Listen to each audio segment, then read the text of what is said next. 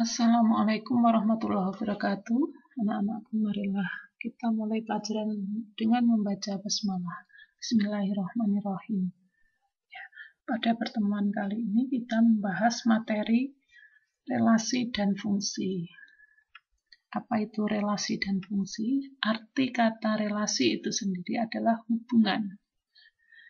Jadi hubungan, kalau di sini membicarakan tentang hubungan antara himpunan yang satu dengan himpunan yang lainnya. Pada relasi itu dibagi menjadi 3 macam. Di antaranya adalah relasi itu sendiri, fungsi atau pemetaan, dan korespondensi satu-satu. Apa itu relasi, fungsi, dan korespondensi satu-satu? Kita bahas di lembar berikutnya. Sebelum kita membahas ketiganya, kita membahas dulu cara menyampaikan relasi. Karena antara relasi, fungsi, dan korespondensi satu-satu itu cara penyampaiannya sama. Nah, ini cara menyatakan relasi. Cara menyatakan relasi ada 3 cara, di antaranya diagram panah, diagram kartesius, dan himpunan pasangan berurutan. Ini contohnya diagram panah, diagram kartesius, dan himpunan pasangan berurutan. Bagaimana cara membuat diagram panah, diagram kartesius, dan himpunan pasangan berurutan? Kita baca dulu soalnya. Diketahui himpunan A anggotanya 0, 1, 2, 3 dan himpunan B anggotanya 0, 1, 4, 9, 25. Jika berlaku relasi atau hubungan akar dari himpunan A ke himpunan B, maka nyatakan relasi tersebut dengan 3 cara. Cara yang pertama, diagram panah. Cara membuat diagram panah. Pertama, membuat 2 buah lingkaran, seperti ini. Lingkarannya diberi nama A dan B, sesuai nama himpunannya tadi, A dan B. Di dalam lingkaran, kita isikan anggota-anggota dari himpunan A, yaitu 0, 1, 2, 3. Di dalam lingkaran himpunan B, tapi antrinya lapangan bola, mau bayar di minimarket. Di dalam himpunan B, kita isikan anggota-anggota dari himpunan B, yaitu 0, 2, 4, 9, 25. Nah, bagaimana cara memasangkan panah-panahnya? Nah, panah-panah ini dipasangkan sesuai dengan aturan atau nama relasinya, yaitu tadi akar dari. Nah, kalau dibaca dari kiri ke kanan, panah ini 0 akar dari 0, 1 akar dari 1, 2 akar dari 4, 3 akar dari 9. Ya, memang karena 0 akar dari 0, 1 akar dari 1, 2 akar dari 4, dan 3 akar dari 9. Jadi, kenapa diberi nama diagram panah? Karena pada diagram ini terdapat panah-panah. Saya kira bisa dipahami cara membuatnya. Selanjutnya, diagram kartesius. Pada diagram kartesius, kita membuat bidang koordinat kartesius terlebih dahulu. Ada 2 buah sumbu.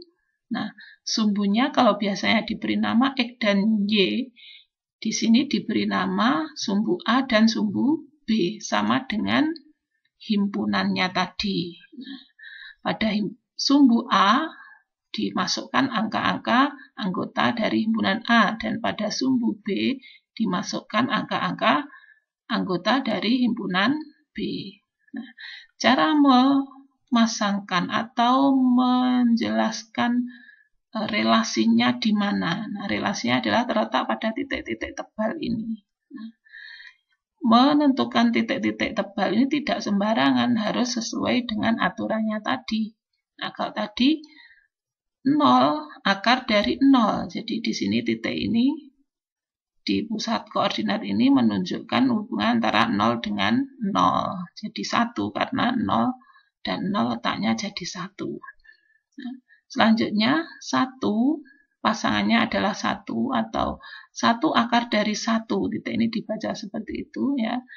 Dari 1 anggota himpunan A dipasangkan dengan 1 anggota himpunan B. Ini dibaca dari bawah ke atas, terus ketemu titik, dilihat ke samping. 1 pasangannya adalah 1 atau 1 akar dari 1. 2, dilihat ke atas sampai ketemu titik, lihat ke kiri. 2 pasangannya adalah 4 atau bisa dibaca 2 akar dari 4. 3 akar dari 9. Seperti itu cara membuat diagram kartesius. Selanjutnya, himpunan pasangan berurutan. Himpunan pasangan berurutan. Namanya himpunan harus menggunakan kurung kurawal. Atau pasti di pikiran kita langsung ingat kurung kurawalnya. Karena ini himpunan. Himpunan pasangan berurutan. Di dalam himpunan tersebut terdapat pasangan-pasangan. Nah, pasangan-pasangannya ditunjukkan dalam kurung-kurung ini. Jadi di dalamnya kurung kurawal masih ada kurung-kurung lagi, dan di dalam kurung-kurung terdapat pasangan angka atau pasangan anggota. Nah, di sini 0,0. Kita kembali ke nama himpunan dan anggotanya tadi dan aturannya. Nah, tadi sesuai dengan diagram panah tadi, 0 pasangannya 0. Di sini ditulis 0,0. 1 pasangannya 1, di sini ditulis 1,1. 2 pasangannya 4, di sini ditulis 2,4. 3 pasangannya 9, ditulis 3,9.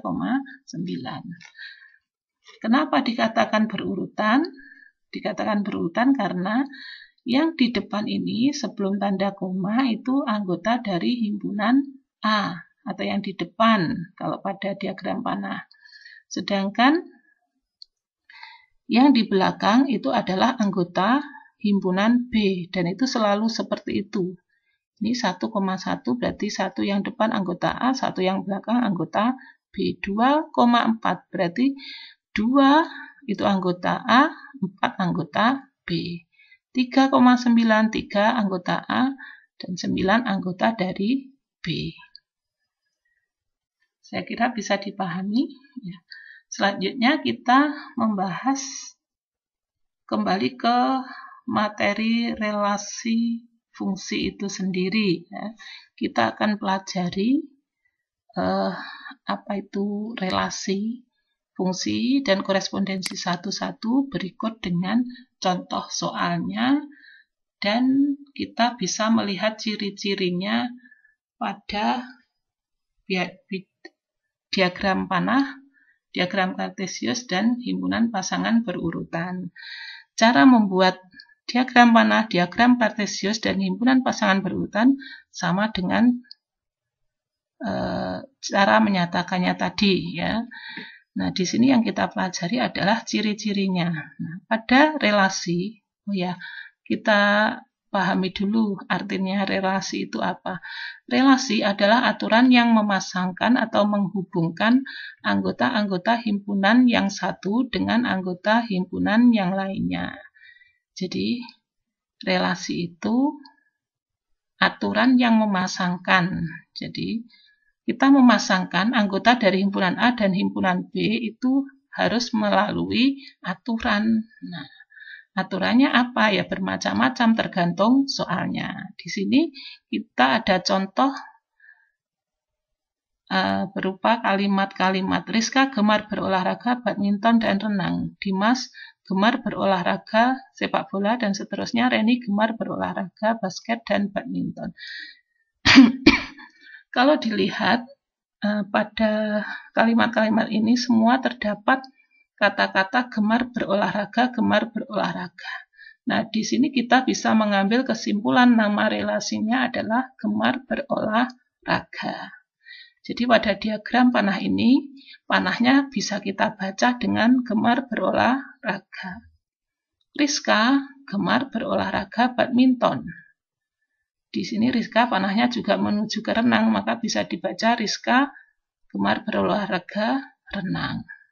Dan seterusnya, terakhir Reni gemar berolahraga basket dan Reni gemar berolahraga badminton.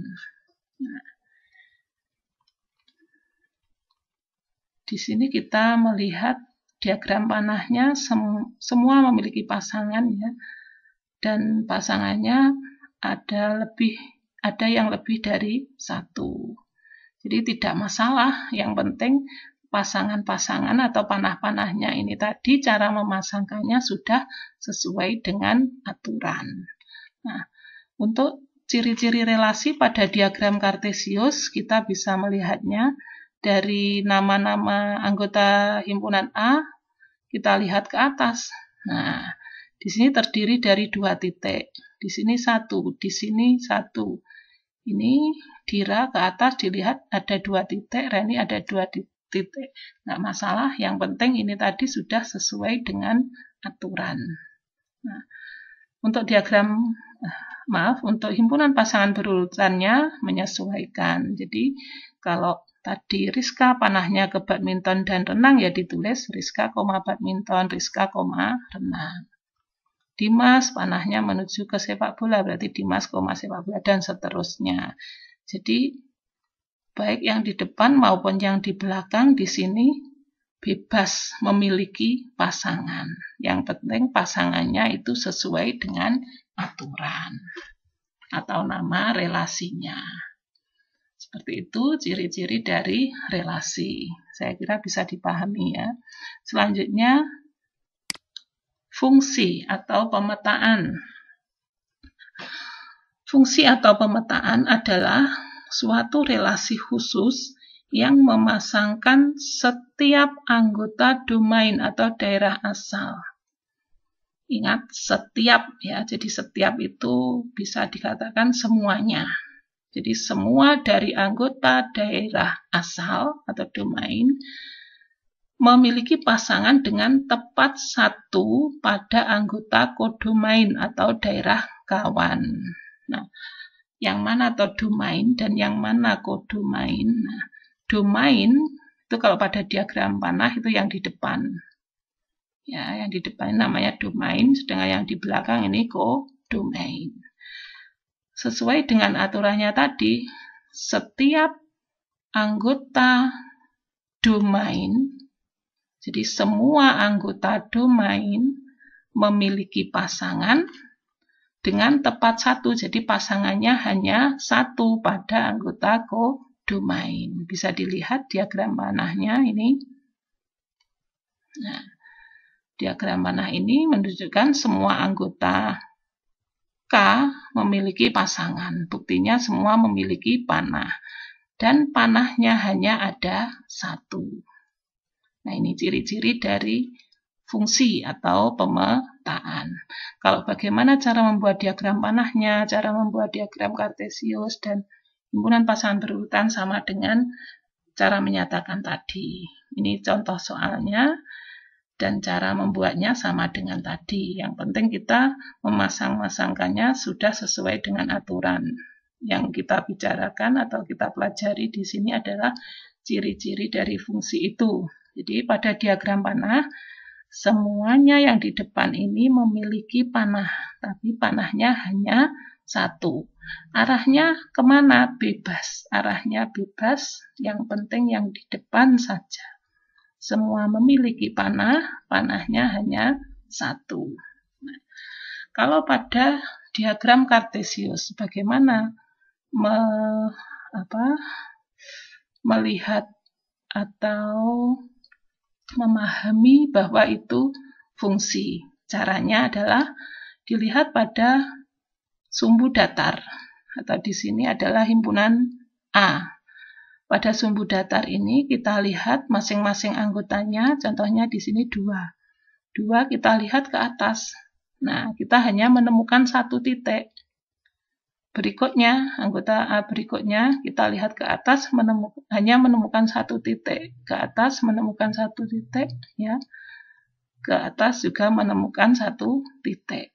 Itu cara melihat atau mengetahui bahwa itu ciri-ciri dari fungsi atau pemetaan. Jadi dilihat dari bawah ke atas, kalau semuanya hanya satu titik, maka itu fungsi atau pemetaan.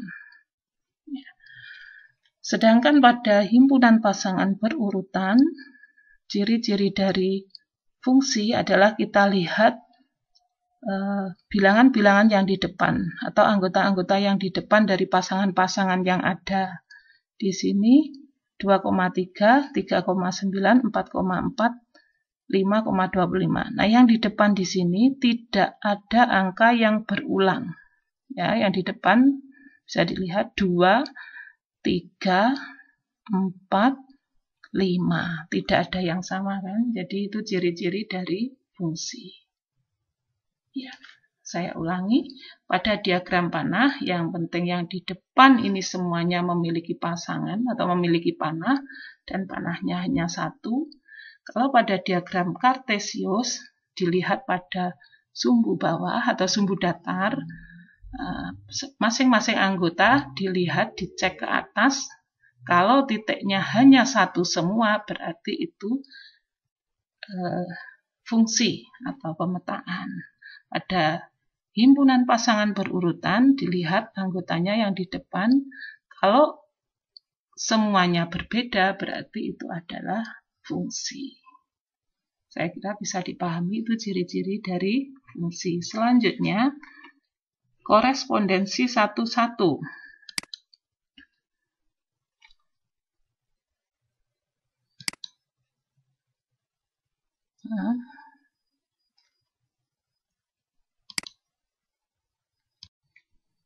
Oh iya, sebelum ke korespondensi 1-1, tadi di awal membicarakan fungsi kita melihat ada kata-kata domain, kodomain. Nah, di situ adalah istilah-istilah dari fungsi. Ya, istilah-istilah pada fungsi ada domain, kodomain, dan ring. Domain atau disebut daerah asal atau prapeta. Nah, sedangkan kodomain adalah daerah kawan. Sedangkan ring adalah daerah hasil atau peta. Kita lihat tadi contoh sebelumnya pada ini soal ini kita lihat diagram panahnya ya. Domain. Yang disebut domain atau daerah asal berarti yang di depan. Ini. Sedangkan yang di belakang itu kodomain. Jadi anggota dari domain adalah 2, 3, 4, 5. Kita lihat 2, 3, 4, 5. 2, 3, 4, 5. Kodomain. Nah, kodomain itu yang di belakang. Ini anggota dari kodomain 1, 4, 9, 25. Kita cek lagi ya, tadi kodomain 1, 4, 9, 25. Selanjutnya adalah ring atau daerah hasil atau peta. Nah, di sini ring ini adalah anggota dari kodomain yang menjadi pasangan domain. Dilihat diagram panahnya. Nah, anggota dari kodomain yang menjadi pasangan dari domain atau yang dipanah itu hanya 4, 9, 25. Sedangkan 1 tidak. Jadi ringnya adalah 4, 9, 25. Kita cek. Ya, 4, 9, 25. Saya kira bisa dipahami ini ya istilah-istilahnya. Kalau pada diagram kartesius, domain itu yang di sumbu datar, sedangkan kodomain yang di sumbu tegak. Sedangkan pada himpunan pasangan berurutan, domain itu angka-angka yang di depan. Ini 2, 3, 4, 5. Sedangkan kodomain itu yang di belakang, 3, 9, 4, 25. Ya, saya kira bisa dipahami ya tentang istilah-istilah pada fungsi. Selanjutnya kita menuju ke korespondensi satu-satu. Nah, korespondensi satu-satu yaitu pemetaan yang bersifat bolak-balik. Jadi, korespondensi satu-satu itu juga pemetaan. Kalau pemetaan berarti juga relasi. Nah, relasi atau pemetaan yang bagaimana? Pemetaan yang bolak-balik. Artinya bolak-balik kalau tadi pada fungsi kita hanya terikat aturan yang domainnya saja. Semuanya harus memiliki pasangan dan pasangannya hanya satu. Nah, kalau korespondensi satu-satu itu baik yang di depan maupun yang di belakang semuanya memiliki pasangan dan pasangannya hanya satu. Contohnya ini contoh soalnya, nanti kalian bisa membacanya sendiri dan cara membuat diagram mana, diagram kartesius dan himpunan pasangan berurutannya sama seperti di awal tadi. Kita pahami ciri-cirinya saja di sini ya. Dilihat pada diagram panah ini, baik anggota domain dan kodomain semuanya memiliki pasangan, semuanya memiliki panah. Ya, dan panahnya hanya satu. Itu ciri-ciri dari korespondensi satu-satu. Jadi, ditambah lagi cirinya yaitu anggota dari domain dan kodomain itu banyaknya sama. Kalau tidak sama, tidak bisa dibuat korespondensi satu-satu. Nah, pada diagram kartesius, ciri-ciri korespondensi satu-satu, kita melihatnya tidak dari bawah saja, tetapi juga dari sumbu tegaknya. Jadi tidak dari sumbu datarnya saja, tapi juga dari sumbu tegak. Baik dari sumbu datar, kita lihat ke atas, titiknya harus hanya ada satu. Yang dari sumbu tegak, kita lihat ke samping, kita juga harus hanya menemukan satu titik. Kalau ada yang lebih dari satu titik, berarti bukan korespondensi satu-satu. Nah, pada himpunan pasangan berurutan, baik yang di depan maupun yang di belakang itu tidak ada yang berulang. Misalkan angka ya, baik yang di depan koma maupun yang di belakang koma itu tidak ada yang berulang. Contohnya ini, Banjarmasin, Samarinda, Palangkaraya, Pontianak. Tidak ada yang terulang kan. Begitu pula yang di belakang, Kalimantan Selatan, Kalimantan Timur, Kalimantan Tengah, Kalimantan Barat. Jadi tidak ada yang sama, baik yang di depan dan yang di belakang. Saya ulangi, ciri-ciri dari korespondensi satu-satu, anggota dari domain dan kodomain banyaknya sama. Nah, masing-masing memiliki aturan yang sama, baik yang di depan, baik domain maupun kodomain, masing-masing harus memiliki pasangan dan pasangannya hanya satu. Begitu, saya kira bisa dipahami ya. Untuk lebih jelasnya, kalian kerjakan latihan ini ya. Nanti kalau kurang jelas bisa ditanyakan di grup WA kita ya. Dari saya akhiri dulu. Wassalamualaikum warahmatullahi wabarakatuh.